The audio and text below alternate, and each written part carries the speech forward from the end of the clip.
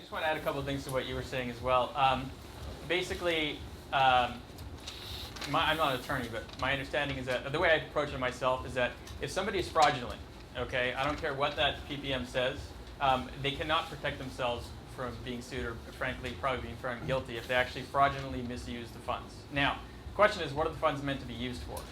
And you have to be very careful with that, because there are some documents that are written a certain way where you think you're investing in money that's being used to buy property X, but then you find out that actually it's written in such a way that the syndicator is actually allowed to take loans, make loans, and they put all these things in for their own protection, which actually, in some way, also tells you something about the person you're investing in. If you're investing with somebody who's just putting every single protection under the sun in for themselves and not really being fair to investors, you want to consider whether that's actually a good idea or not. And in fact, if you push back on them and say, page 31, section X, it says that you're actually allowed to take this money and make loans, but I thought you were just buying a property. If someone you want to invest with will say, oh my God, I don't know why my attorney put it in there, I'm going to take it out. Someone you don't want to invest with, well, that's what it says, so you can either invest or not invest. And then you can decide if you want to take that risk. And the other thing I want to say is these 100-page documents, typically I see them being between 30 and 120 pages. And as an investor, I look for very key things that I've learned over the years, and I'll give you some examples. Reporting. Is someone going to be forced to report by the actual laws of the operating agreement to report once a year, once a quarter? What do they have to report to us? Are they what's called the tax matters partner, meaning are they the one responsible for the taxes? Are they going to have to file the taxes? Do they have an obligation, a legal obligation to actually file taxes on behalf of the members? So there's certain key things that I look for, and if it's not in there, I will either be sure they put it in or I will not invest. And that's the kind of thing you learn by looking at enough of these opportunities. You have to build up your education in the way that I invest by having opportunity exposure, I call it. You really have to just read as many as possible. So at the very least, you guys have a lot of reading to do. All right, I'm gonna move on. So all of us in real estate, what you really end up doing is you end up marketing. If you're a buyer, you're marketing to find a seller. If you're a seller, you're marketing to find a buyer. So with you guys, the question is, how do you market and find either buyers or sellers? And I know you guys are probably doing both at certain points of time. Ellis? Marketing. That is Big question. that's one of the best questions, because I never realized how important the whole marketing thing is, because I always say that my income is directly related to how many times my phone rings with a deal. So if my phone isn't ringing, my marketing isn't working. So, a couple things I do is, the networking, where I get to meet people that are decision makers for the assets that I'm looking for. I do a lot of direct mail. I find that's the most effective thing I have as far as bang for my buck. Because if you know somebody has what you want, it sure beats putting a full-page ad in the LA Times, because it's going to cost you a lot less to do a direct mail.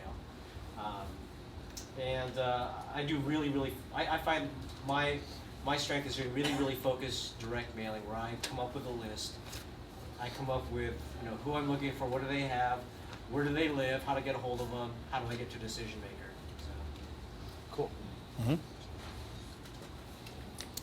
Ginger? Yeah. I do. I can answer. Who are you wanting next? Ginger, go ahead. I do a lot of internet marketing for buyers and sellers. On my buyer list, I get maybe about 2 or 3 people signing on every day. Just blogging, doing a lot of blogging.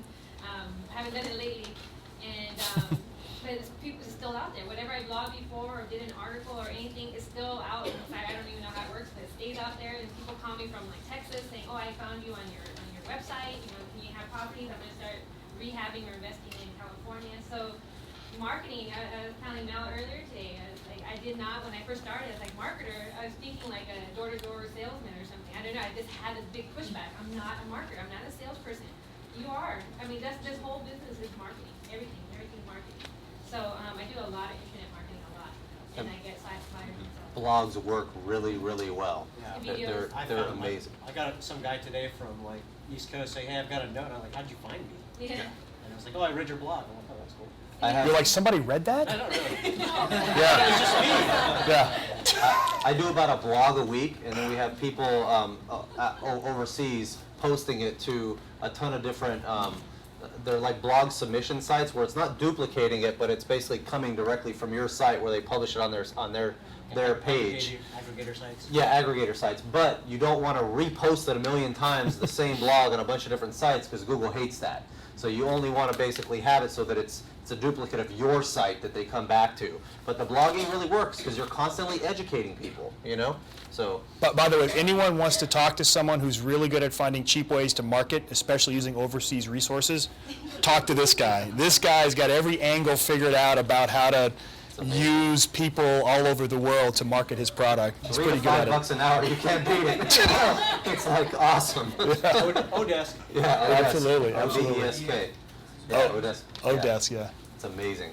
Jeremy. My marketing is a little different than obviously the two of them. So for me, the key is either to find opportunities or network with investors. And one of the reasons why I like networking with investors too is both I co-invest with investors. So some people may have a deal that I can go into.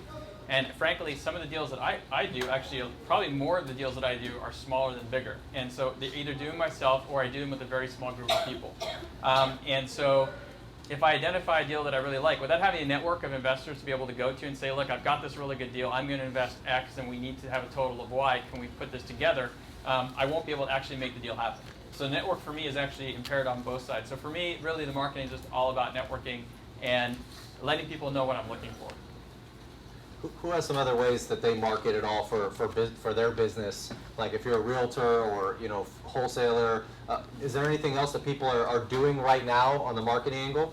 I've been using Craigslist. I've got several bird dogs off of there, 2 buyers so far. I love Craigslist. I hate spending money. I'm the cheapest person ever. And so Craigslist is free. I get most of my deals from Craigslist. Not for the houses per se, but the connections that I make there. You said the connections? Mm-hmm. What do you mean? Wholesalers, other rehabbers, agents, they're all posting on there. Mm-hmm. Anybody else have any other marketing strategies that they use? Nothing at all. Everybody just sits at home and watches TV all day, don't they? Yeah. I think trade associations are a big thing, depending on what you're looking for. Wine tasting events. We've done that in San Diego. Great. That actually worked really well. We go all nice and now we just sit there and listen. We did that like a year and a half ago. Okay. Pasadena has one every year, I think. It's those networking events. I mean, it's amazing what they can do for you. Awesome. Mm-hmm. Okay. All right, next question. Jeremy, I'll ask you this one first. How do you make money off these investments with your clients? How do I make money off investments? Well, okay, so I invest 3 different ways. The first way is there's investment that just for me. Some examples are I invest in like an ATM and without ATM operator, just me. I do equipment lease. I just initiate that to a client, for example. That's number 1. Number 2 is I'll co-invest with a small group of people. So really good example is I might lend to a local flipper who's flipping a house. They might need $200,000. I might put in 50 and then maybe bring a few other people in to make it happen. So that's vertical number 2. Vertical number 3 is a large syndication, and when I'm investing in, I've done all my research and it's open to a lot of people, there are maybe once a year I'll send something out to my private group that I built up. So in vertical 1, obviously that's kind of not relevant. Vertical 2, it's kind of a mix. Most of the time, it depends on the situation. Sometimes there's a very small referral fee or whatnot that's built into that type of opportunity. So either I'm co-investing and someone else is getting a referral fee because they're putting a deal together, or maybe I'm putting the deal together and I'm bringing a few people in, and they're actually, and I'm getting a very small referral fee. In those types of deals, and frankly, every way that I invest, for me, it's all about continuing my cash flow stream so I can stay out of the corporate world.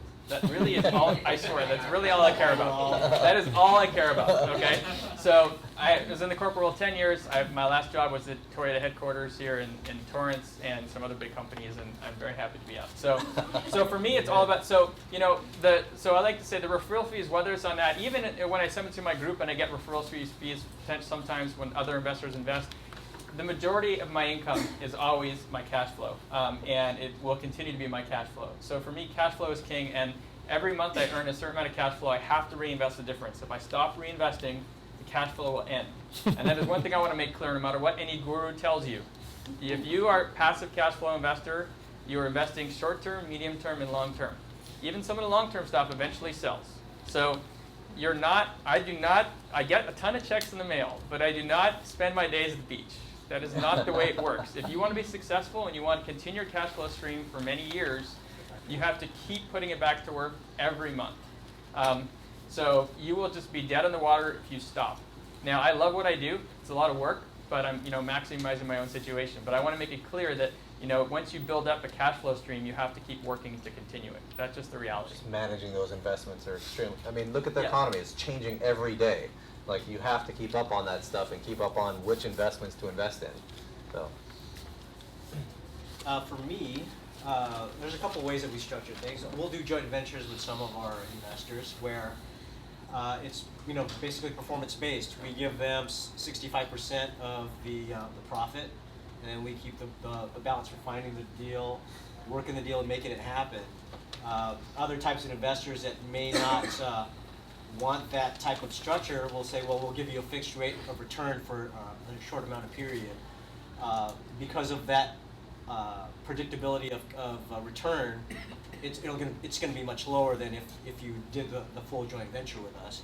But it's a secure position. You get a great rate of return, and it's kind of like it's almost like flipping property, where it's like, here it is, and you're going to get what you're going to get for it. So those are mainly the two types of structures we have. Okay, cool. Ginger? Well, I have my wholesaling business, and that's one stream of income. And so the way I think of my wholesaling is my cash machines. Okay, it helps me pay the bills. It helps me have some cash. And learning wholesaling also has taught me how to do rehabs. Remember, my rehabbers are my mentors. So now I'm doing rehabs too. So my bigger chunks are coming from there. And I also have an education component where I'm teaching people how to do it. So that's like another income stream. And then I love business so much now, I started actually another business. So yeah, I love business. I think I'll continue making business systems, and I love it, yeah. Businesses are some of the best, I mean, they're better than, I mean, if you can be the business owner and not the self-employed, Yeah. then it's one of the best cash flow machines you can make. So, I mean, just that business alone is amazing. I mean, I have my cash flow business. I also have, my flip business. I also go through, I'm a CPA, so I do that stuff, I go get referral fees, the same thing. Everybody in the room has the capability of going to networking events and making referral fees in one way, shape, or form, or solving someone else's problem that you can make money on and have them be able to make a ton of money too, or fix their problem. So think about that. Whenever you're talking with different people, find their problem. There's a lot of ways to make money that way. Yeah, one So. thing, the reason my business, the wholesaling, is so successful, when I was doing my last flip, I noticed I didn't do as many wholesale deals. And I'm like, no wonder why my rehabbers are like, okay, we have another one. It's hard to do both at the same time. It really takes your focus. So now as a rehabber, now I know what their mentality is, and I'm like, oh, I'm going to charge more. Now I would pay a lot of people more to find me deals. So yeah, so the thing is, I'm meeting their need. I understand, why it's hard to find deals while you're doing a rehab. Cool. The subtitle of this group is called There's No I in Real Estate. And basically what that means is that real estate is not an individual sport, it's a team sport. So to you guys, the question is, who's on your team? What professionals do you rely on to execute your strategy, your investments? And actually, Ginger, why don't you keep going on that one? Well, like I said, I have a lot of people working with me. So I have my group in the office, and they also work from home too. They're all connected in there. And I have my virtual assistants in India, so they're doing all my websites. They're doing some of my research. Not so much. Now they're doing a lot of the social marketing stuff. So they're working on that. And yeah, my realtors and like all the connections that I made, all those agents.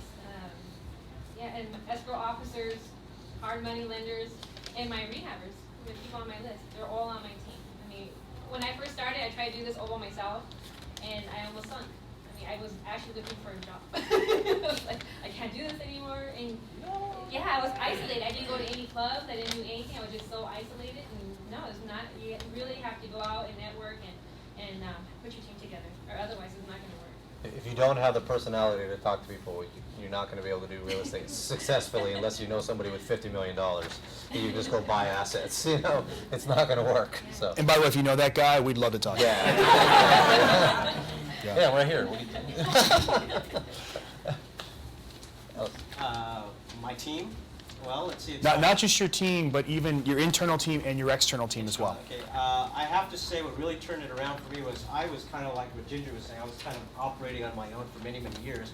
So even though I've been in the real estate investment business for a long time, I don't think I was doing it right for the whole time. I think I did it right when I started to reach out and get other mentors and network with other people. I mean, just meeting Jeremy has really opened up this whole thing. I met Matt through FIB, all the other people here. I really rely on tax professionals to make sure that what I'm doing is sensitive to my investors. Same thing with attorneys as well. When you deal with notes, it's a very specialized type of knowledge you have to have. So I went to the best of the best to help me design my structure. Just the whole investment community that I belong to. I mean, I belong to this group. We lovingly call ourselves the bottom feeders because you like to buy assets at at really low prices. And we meet twice a year, and some of the ideas and strategies that go on there will just like spin your head around. I'm going to be going in a couple weeks, so I'm really looking for it. And it's always good to kind of true up what you're doing, and then also expand your horizons. So. Interesting. Very good. Sure. It's a tough question to answer. I don't want to sound like a broken record, but really my team is my network to the extent that depending on what the situation is, there's a lot of people I can call to ask questions. I hate to say it, but I actually don't use an attorney when I review my documents. I've tried at the beginning, and what ended up happening is I couldn't find the right person to work with, and then I realized over the years that the majority of the deals that I invest in are just, I'm investing in a company, an LLC. It's very similar documents. They end up cookie cutter. And if you look at enough deals, you'll see they're all very similar. So, and then you'll actually learn what to look, as soon as you learn what to look out for and what the flags are, there's almost like a checklist of 20 or 30 things that I look for. And the rest of it is just me literally making a bet on a person that they won't be fraudulent and that they'll actually do a good job. And so there's definitely an extra degree of risk that I take versus the way that they invest. But there really is, it is invaluable because to having a network, because if I'm not sure about a deal structure or a return, I'll often call some investors that I know and bounce what I'm looking at off of them. And if 5 of them say that yield's too low, which actually happened to something recently that I was looking at, I'll reassess my opinion of it or how I should be looking at it. And actually, that's one of the reasons why I started the cash flow meeting. I have an FIBI meeting in my office in Westwood, and it's cash flow investors roundtable. I love hearing what people are doing, and the whole purpose is for all of us to exchange information and learn from each other and hear the yields people are getting. And so you walk out of the room, and if you know that you're lending hard money and you're only getting, 2 points and 10%, well, why is everybody else getting 3 points and 12%? And that's really important information to have, and the only way to get it is really with the network. Tell me about the current deal you're working on right now. I'm curious. Well, we closed 3 last week. The Bank of America, that was the first one I did with Bank of America. When I got the contract, I'm like, okay, we'll do our regular closing, and it's in the big capital letters, de-restriction for 60 days. I called the agent, I'm like, does this mean I can't even do a quick claim? Yeah. They're like, no, you can't quick claim, you can't do anything. So I called, like you say, call my network. Nobody else had done it, so I had to do some quick thinking of, okay, what we got to do to close this. So I figured it out, and I talked to my investors about it, and they were fine, or my buyers about it. And we figured it out. I mean, so that was kind of fun because it's something different. I mean, it's a little frustrating, it took a little while, but this business keeps you on your toes. I've never had a deal that closed the same. Perfectly, yeah. It's So always different. Yeah, so now I have like a little template now what to do with all my de-restriction closings. So yes, that one was a lot of work, but that was the biggest payoff out of the other 2. The other 2 were, especially if you're starting as a wholesaler, so say for example, I had a house, and you had a buyer, let's work together and we'll share the referral fee. Where was the house? That one was in Pasadena. Pasadena? Mm-hmm. What type of house was? Like how big? What was the? It was a 2-bedroom, 2-bath, so they're going to do a 3-bedroom and fix their garage. Cool. And it was a good deal for them too. What did you lock it down for? I can't remember the numbers right now. Roughly. Roughly. How did we do this one for? For 160? Yeah, we had 160. Yeah, that was it. We locked it down for 168 or 165, and we sold it for 20 more. For 20 more? And how much time? That one took like 2 weeks. 2 weeks? Yeah. Nice. That Cool. sounds like an infomercial. That's a really big check, though. Yeah, you guys can all buy houses for $200 down. And I didn't use any of my own money. And you guys can do it too, we promise. Yeah, so my buyers came in with the deposit amount, so I didn't even put the deposit in escrow. They did. Nice. Yeah. Ellis? I want to preface this by saying you can't always plan on this rate of return. we were talking about spoiling your investors, so this is kind of like real estate crack, okay? So there was a fourplex in Garden Grove that was in foreclosure, and actually it was non-performing. So the difference is that they haven't actually filed the papers yet, but they weren't paying on the second trust deed. The second trust deed was like in the $230-something thousand range. The first was, I think, in the $300,000. We bought that second trust deed for $47,000. The building we thought was worth about $700. Okay, so we figured, well, worst case scenario, we own this building for a really cheap price because we foreclose on it, we take it, it's not a bad downside. So anyway, we go to the borrower and say, hey, look, we want to do a workout. He's like, look, I can't pay anything. I'm just going to declare bankruptcy. So most people say, oh no. I said, that's fine with us, because what will happen in a bankruptcy is they'll force a payment plan. Well, they figured out that he was collecting the rent, but he wasn't paying any of the mortgages at a certain time.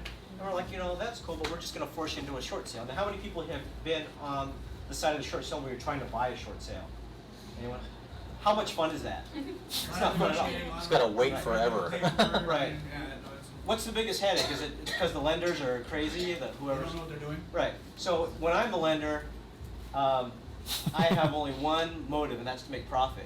I don't care about anything else. About oh, you got to fill out form XYZ 213. It's like, okay, get this thing listed and let's get it short sold. And so we ended up putting some money in the property because we had to take care of legal expenses. So we're all in about $58,000. At closing, about 10 months later, because you had to go through the bankruptcy, we got a check for $241,000. Our investors are like, go get some more. I'm like, oh man, I kind of wish I didn't do this the first time I did it. Because now anything else you bring to them is going to be like, this thing? I don't, you're terrible, Where's right? my $250,000 check? Yeah, so I'm just like, but it's like what I learned from my mentors. You spin the whole formula around. It's a pain to try to buy a short sale, but it's fun to be the lender on a short sale negotiating because I have all the bag of tricks that I could do. I say, oh, let's do this, let's do that. So we've had several situations where we've created really great rates of return off of something that the bank couldn't figure out. I mean, I can give you example after example, but that's just one that we just closed on before the end of the year and got paid, and everybody's happy, and Yeah. so. Cool. Sure. I don't know which one to pick.